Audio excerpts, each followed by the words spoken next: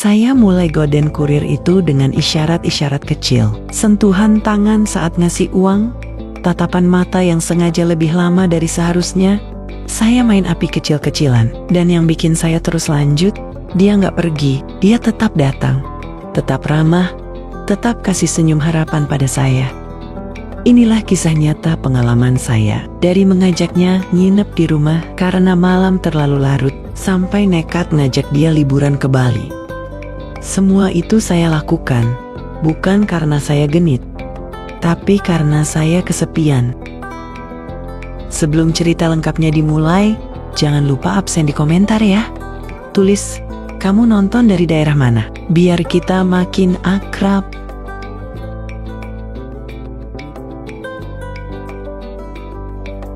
Nama saya Dewi, umur 46 tahun, istri dari seorang bupati. Hidup saya terlihat enak dari luar, rumah besar, uang lebih dari cukup, apapun yang saya mau tinggal beli.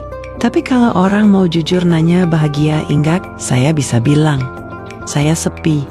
Suami saya sibuk luar biasa, dinas luar kota hampir setiap minggu.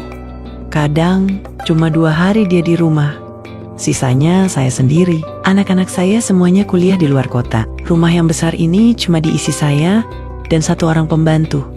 Sepi banget, gak ada suara, gak ada teman ngobrol. Kadang saya duduk di ruang tamu berjam-jam, cuma dengerin suara kipas angin.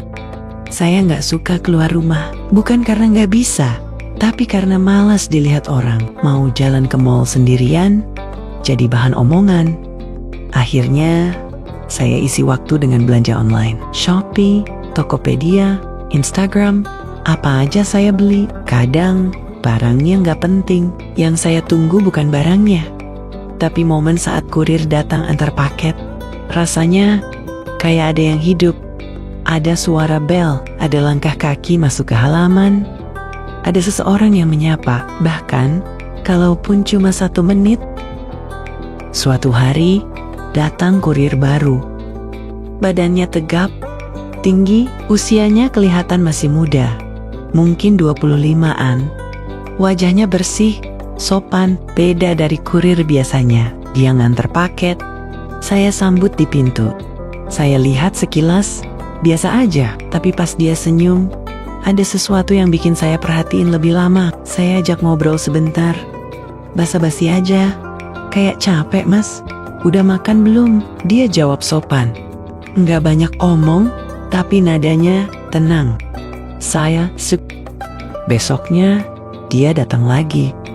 Saya sengaja nungguin. Kali ini, saya kasih tip kecil. Dia senyum lagi, rasanya kayak disapa teman lama. Padahal, baru 2 kali ketemu. Lama-lama, saya mulai hafal jam dia biasanya datang. Saya duduk di ruang tamu dari jam 10 sampai jam 1 siang, cuma buat nunggu suara bel. Kalau dia yang datang, saya keluar. Kalau bukan dia, saya suruh pembantu saya aja yang ngambil. Saya nggak pernah kepikiran aneh-aneh waktu itu, tapi saya sadar.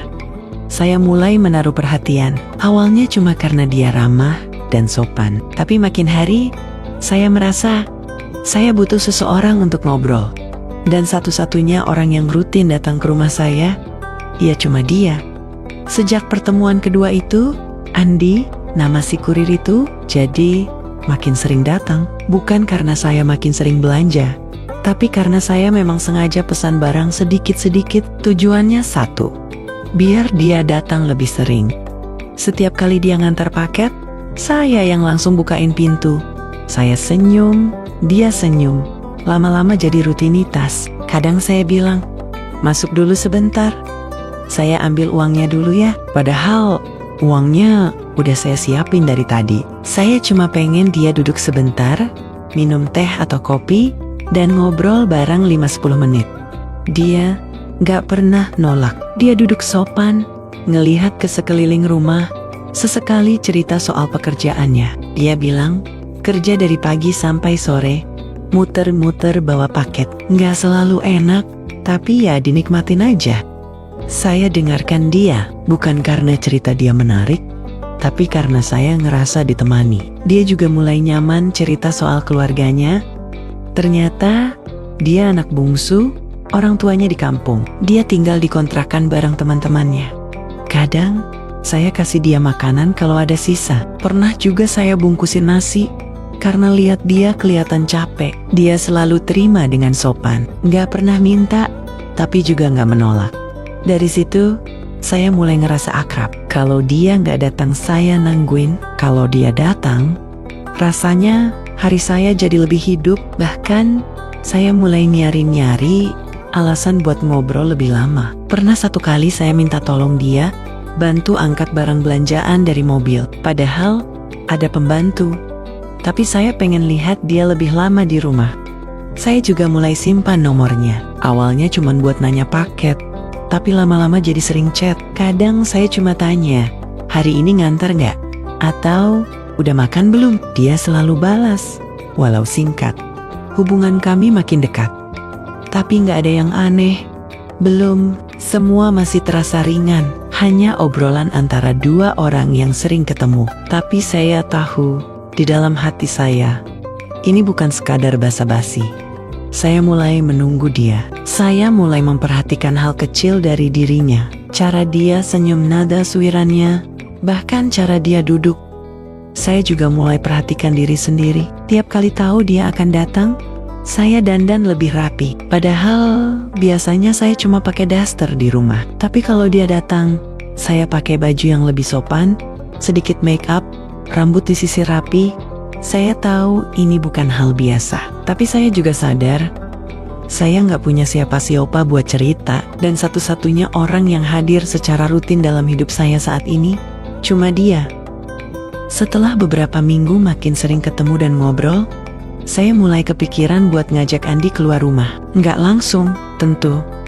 Saya awali dengan basa-basi. Waktu dia duduk minum teh di teras, saya bilang, "Mas, kalau hari libur, biasanya ngapain?" Dia jawab santai, "Paling tidur, Bu. Istirahat, kadang jalan sebentar." Dari situ saya lempar ide. Kalau saya minta tolong antar beli barang ke mall pas weekend, bisa nggak? Dia sempat ragu, tapi akhirnya bilang, "Bisa aja, Bu. Kalau nggak ganggu." Saya langsung bilang, "Nggak ganggu. Saya juga butuh teman belanja, biar nggak sendirian." Hari Minggu siang, kami ketemuan di parkiran mall. Saya pakai pakaian yang lebih rapi dari biasanya. Andi juga. Nggak lagi pakai seragam kurir, tapi kemeja polos dan celana jeans. Saya lihat dia dengan cara yang berbeda hari itu. Bukan cuma kurir, tapi kayak teman jalan. Kami muter beberapa toko.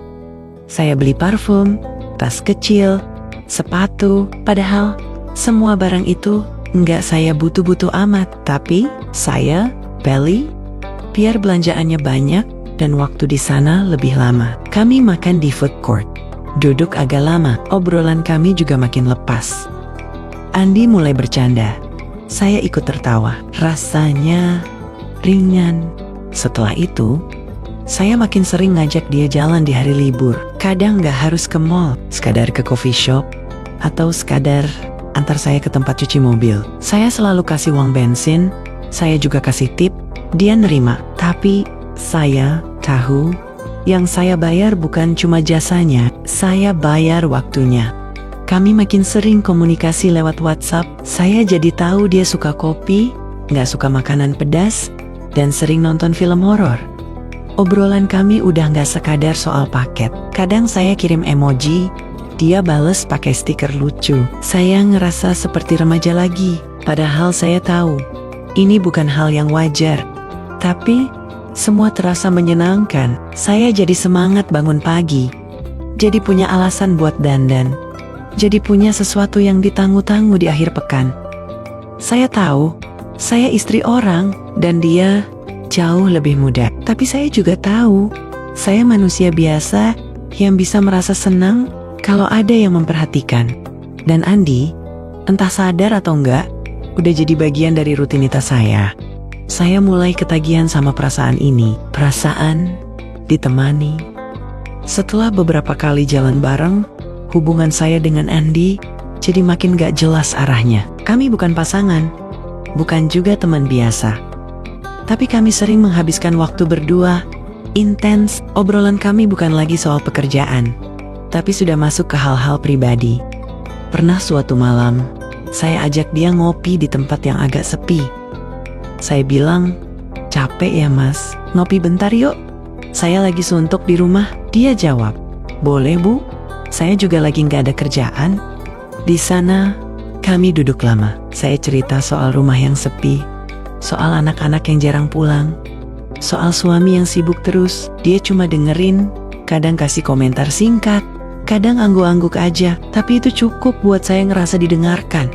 Saya juga mulai cerita hal yang lebih personal, tentang perasaan sendiri, tentang jadi istri yang kesepian, tentang betapa rumah besar ini terasa seperti kosong, walau semua barang lengkap. Dia tetap dengerin, nggak komentar macam-macam.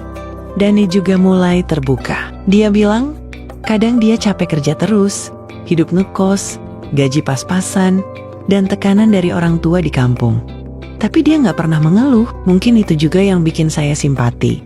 Setiap kali jalan berdua, saya yang nyetir. Saya selalu kasih dia uang makan, uang bensin, atau sekadar tip tambahan. Tapi lama-lama, saya sadar, saya udah terlalu sering nyari-nyari alasan untuk ngajak dia ketemu. Kadang saya pura-pura lupa beli sesuatu, biar bisa minta dia antar. Kadang, saya bilang mobil saya mogok, padahal enggak.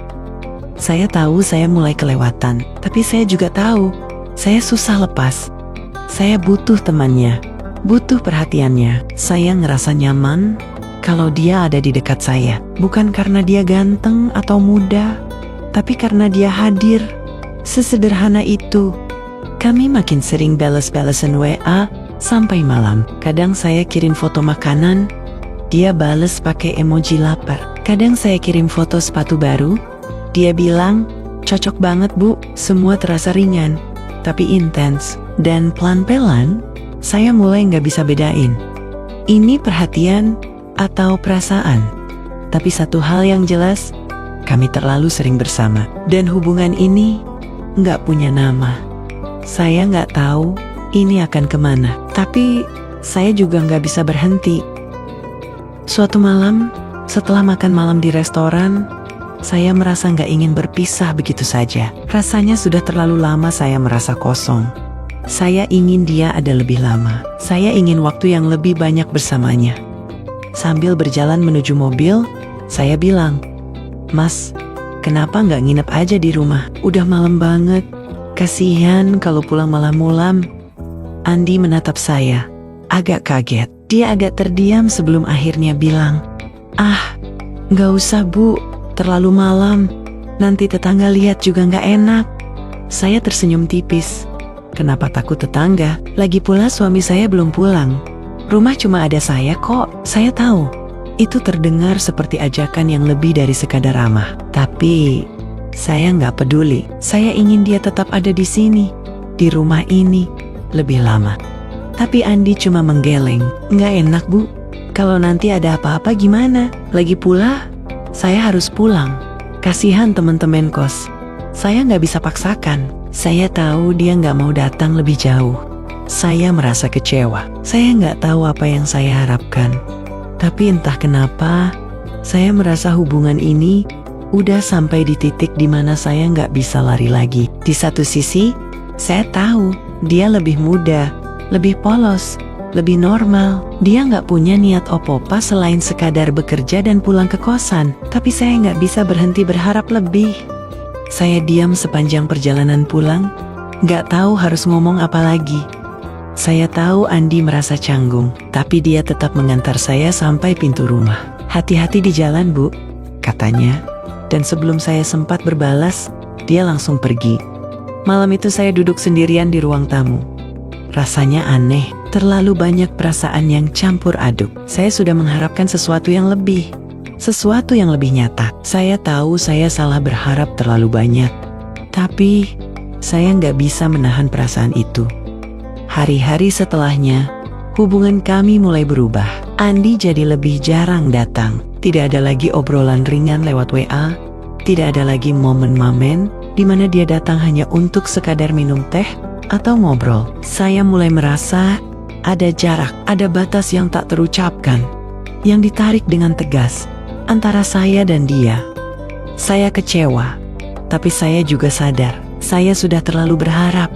Ternyata dia tahu kapan harus berhenti. Saya yang tidak bisa mengerti batas itu.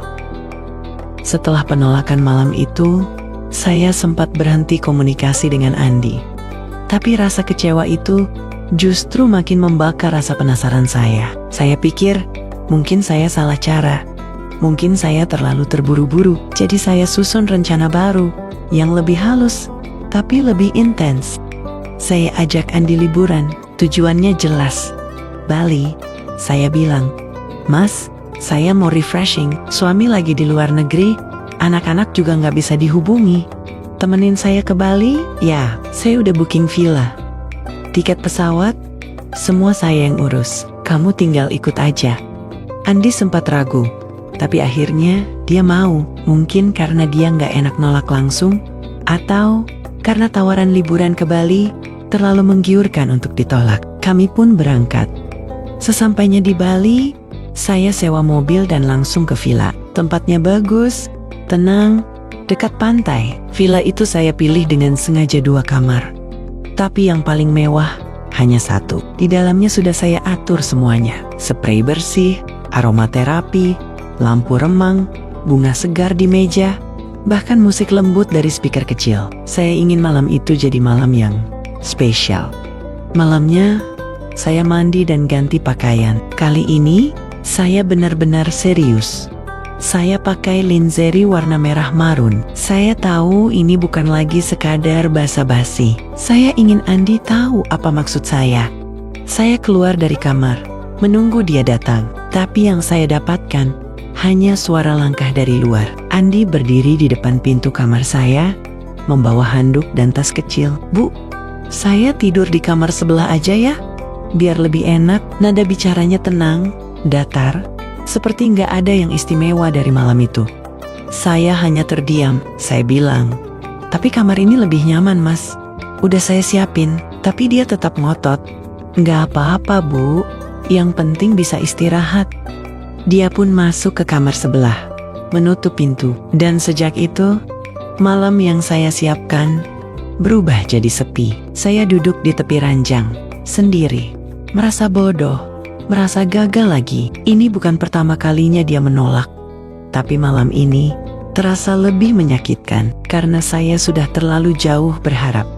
Saya sadar, mungkin Andi memang gak pernah punya maksud seperti yang saya pikirkan. Mungkin semua ini cuma ilusi saya sendiri. Dia cuma sopan, cuma baik, dan saya yang terlalu larut dalam kesepian sampai membayangkan sesuatu yang gak pernah ada. Setelah kembali dari Bali, saya butuh waktu untuk menenangkan diri. Perjalanan yang saya kira akan jadi momen paling berkesan, justru berubah jadi titik balik. Saya benar-benar kecewa waktu itu. Tapi, setelah saya pikir-pikir lagi, justru di sanalah saya mulai sadar. Andi bukan pria sembarangan. Dia bisa saja mengambil kesempatan itu, bisa memanfaatkan situasi. Tapi dia memilih mundur. Berkali-kali saya beri celah, tapi dia tetap menjaga batas. Dan itu justru bikin saya malu sendiri. Saya akhirnya berhenti menggoda dia. Bukan karena benci, tapi karena saya mulai paham. Saya terlalu egois, terlalu larut dalam kesepian, sampai lupa kalau orang lain juga punya nilai dan prinsip. Saya pikir Andi itu cuma kurir yang bisa saya arahkan sesuka hati. Tapi ternyata saya salah. Dia lebih dari itu. Setelah Bali, hubungan kami tetap ada, tapi sudah berbeda. Sekarang, setiap kali dia antar paket, saya hanya menyapa singkat. Kadang kami ngobrol sebentar, tapi tidak lagi duduk lama-lama di teras. Tidak lagi ada teh hangat. Tidak lagi ada alasan pura-pura lupa bayar. Semuanya jadi lebih wajar. Dia pun tetap ramah. Tidak berubah jadi dingin. Tidak juga menjauh sepenuhnya. Tapi saya tahu dia juga menjaga jarak. Dan saya hargai itu. Sekarang, kami bicara hanya soal paket dan pekerjaan. Sesekali mungkin tukar kabar. Tapi tanpa intensitas seperti dulu. Saya masih tinggal di rumah yang sama. Anak-anak tetap di luar kota.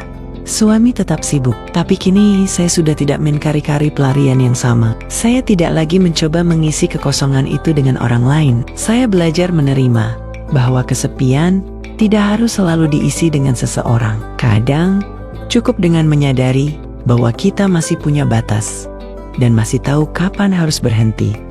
Andi mengajari saya hal itu tanpa menggurui, tanpa menghakimi. Dia hanya menunjukkan lewat sikapnya, dan saya belajar meski terlambat bahwa tidak semua orang bisa saya tarik ke dalam dunia saya hanya karena saya sedang sendiri. Kini, dia tetap datang, tetap mengantar paket, tapi tidak lebih dari itu. Dan saya pun tidak lagi meminta lebih.